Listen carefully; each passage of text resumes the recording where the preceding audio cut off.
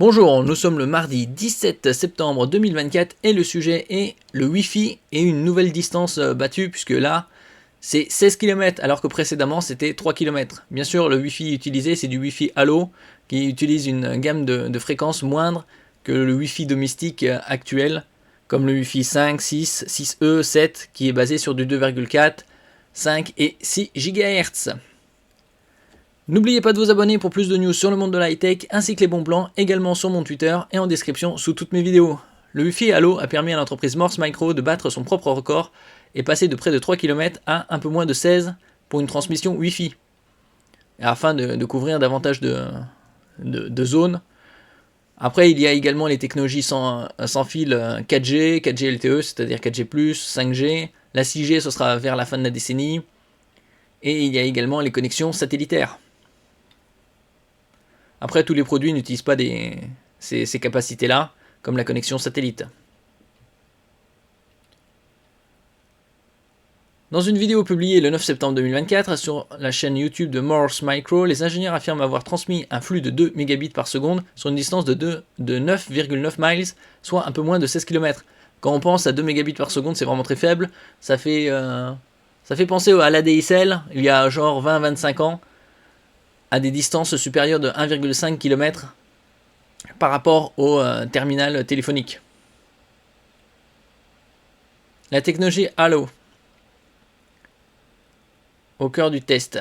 Pour parvenir à cette prouesse, les équipes de Morse Micro ont utilisé le standard Halo, aussi appelé 802.11ah. Ça c'est l'appellation par IEEE, ils appellent cette façon, alors que le Wi-Fi 7 c'est du 802.11be. Pour le public, c'est du Wi-Fi 7. C'est plus simple. Et ici, on voit les différentes gammes de fréquences. Wi-Fi 4, 2,4, 5 GHz, Wi-Fi 5, Wi-Fi 6, Wi-Fi 6E et le Wi-Fi 7, c'est 2,4, 5 et 6 GHz. Cela provient du fait qu'il s'agit bien d'un standard établi par la Wi-Fi Alliance en 2016. Celui-ci vise justement à sacrifier la puissance au profit de la portée maximale. Pour ce faire, il s'appuie sur une bande de fréquence très basse, sous le GHz, c'est-à-dire en dessous du milliard d'oscillations par seconde. Le Wi-Fi traditionnel opère en 2,4, 5 et 6 GHz. Tout dépend également de la norme. D'après le CTO de Morse Micro, la portée maximale théorique du Halo se situe d'ailleurs autour des 15,9 km. L'entreprise a donc potentiellement atteint cette limite. Les conditions idéales. Bien sûr, après, il faut que ce soit pour une meilleure transmission avec les ondes, que ce soit en champ libre. C'est un peu comme toutes les autres technologies. Chaque gamme d'ondes a des propriétés qui permettent de traverser par exemple les murs épais, d'autres non. Et ça joue aussi sur le débit. Les conditions idéales. Il convient toutefois de préciser que ce test a été réalisé dans des conditions parfaitement idéales en plein milieu du parc national Joshua Tree près de Los Angeles, Californie. D'ailleurs, le précédent test effectué en plein milieu de San Francisco, un peu plus au nord de Los Angeles, ne montait qu'à 1 mégabit seconde, sans doute du fait de nombreuses interférences. D'un autre côté, c'est réalisé en plein milieu d'une ville, et il y a beaucoup de bâtiments et d'ondes, donc c'est pas étonnant. Mais cela n'est pas nécessairement un problème. L'usage concret d'un Wi-Fi longue distance pourrait justement trouver sa place dans les zones rurales. Après, avec les zones rurales, ils étirent la fibre où il y a une couverture satellitaire. Bien sûr, vous ne pourrez sans doute pas regarder le dernier show à la mode en 4K avec un débit aussi faible, même en Full HD, puisque le Full HD c'est minimum du 6 mégabits par seconde. Mais pour les usages en entreprise, dans les secteurs agricoles ou de la construction par exemple, il y a certainement des débouchés intéressants. Après, ça dépend les distances également. Mais en général, de toute façon, c'est piloté par satellite en ce qui concerne les secteurs agricoles. Pour les tracteurs. La technologie Halo peut également traverser les murs plus facilement. Ce Wi-Fi basse consommation pourrait ainsi trouver des usages en ville avec des hubs Wi-Fi gratuits qui profiteraient de sa grande portée.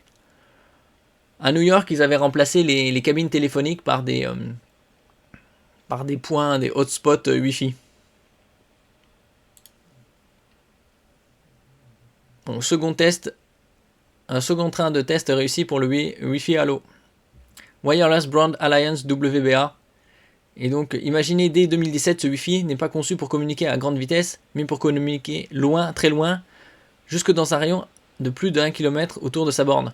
Alors qu'en général, le Wi-Fi domestique, c'est du domicile jusque dans le jardin. Pour ça qu'au-delà de 70-80 mètres carrés, il faut des répéteurs Wi-Fi pour avoir un bon signal. Pour y parvenir, le Wi-Fi Halo émet ses signaux dans une bande de fréquence aux alentours de 900 MHz, soit entre 863 et 868 MHz en Europe, soit des ondes plus plates que celles des bornes Wi-Fi usuelles 2,4, 5 et 6 pour le triband Wi-Fi 7, et qui ont le mérite de parcourir plus de distance avant d'épuiser leur énergie. À énergie égale, le Wi-Fi Halo pourrait émettre des ondes qui restent utilisables jusqu'à 2,5 km, alors qu'une borne Wi-Fi traditionnelle ne parvient plus à communiquer avec un appareil situé à plus de 35 mètres d'elle. Ouais, c'est à plus de 35 mètres, le signal est très faible. Autre bénéfice, si ces distances chutent drastiquement avec le nombre d'obstacles sur le trajet, les signaux à 900 MHz traversent mieux la matière que les longueurs d'onde plus énergiques, c'est-à-dire avec une fréquence bien supérieure. Les essais ont été validés pour des communications dans un rayon de 30 mètres pour les zones très denses en appareils connectés et en obstacles. Avec la multiplication des objets connectés, IoT, Internet of Things, il y aura en moyenne 10 à 20 produits connectés par usager dans un futur plus ou moins lointain, on va dire entre 2028 et 2030. 340 mètres pour les zones moyennement denses et jusqu'à 2,4 km sur une route entièrement dégagée. Les bandes passantes mesurées allaient de 22 mégabits au plus près de la borne à 1,3 mégabits dans les endroits les plus difficiles d'accès. Ça fait penser à des débits à des ADSL2 de plus. Sur la grande distance dégagée de 2,4 km, le débit a atteint 3,34 mégabits. Après, ça suffit pour placement pour localisation.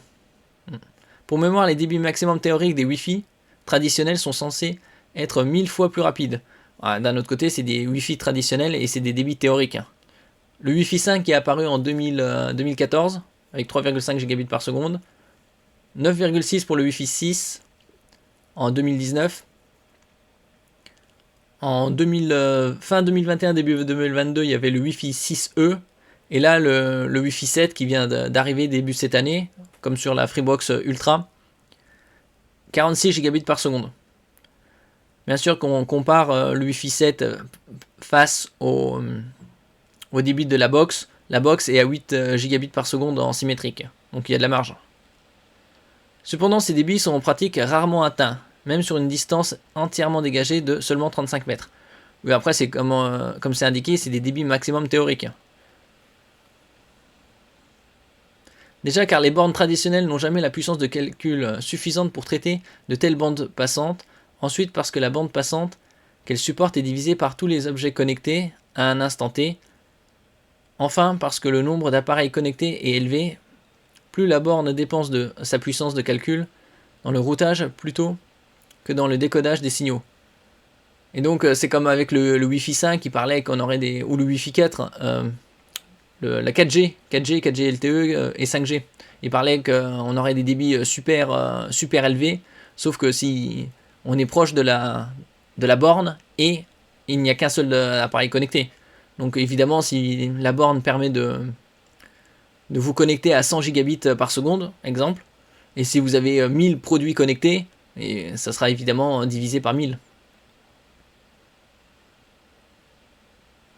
Une autre technologie est elle aussi conçue pour transporter les communications des appareils connectés en préservant leur autonomie, la 5G RedCap. Présentant l'avantage d'être immédiatement active sur les antennes 5G, la 5G est commencée à être déployée début 2020. La 5G RedCap promet des débits très supérieurs, de l'ordre de 100 voire 200 mégabits par seconde. sur 2,5 km, contre 2 gigabits sur 1,5 km pour de la 5G traditionnelle. On voit la différence, hein. 1,5 km de différence, et c'est déjà 10 fois moindre. Pour autant, les usages diffèrent. Le Wi-Fi Halo est plus adapté à des installations fixes d'appoint, là où la 5G RedCap justifie un coût plus élevé au bénéfice de suivre des objets connectés en mouvement. Accessoirement, la 5G RedCap consommerait plus d'énergie que le Wi-Fi Halo, car l'autonomie des batteries est préservée non pas en réduisant la puissance du signal, mais en réduisant le nombre d'interactions avec les antennes terrestres. Alors, il y aura plusieurs types de connexions, donc le Wi-Fi, la 5G, 6G par la suite, et les connexions satellitaires avec Starlink, Kuiper par exemple. Sur les nouveaux, par exemple, iPhone, on a la communication des messages par satellite.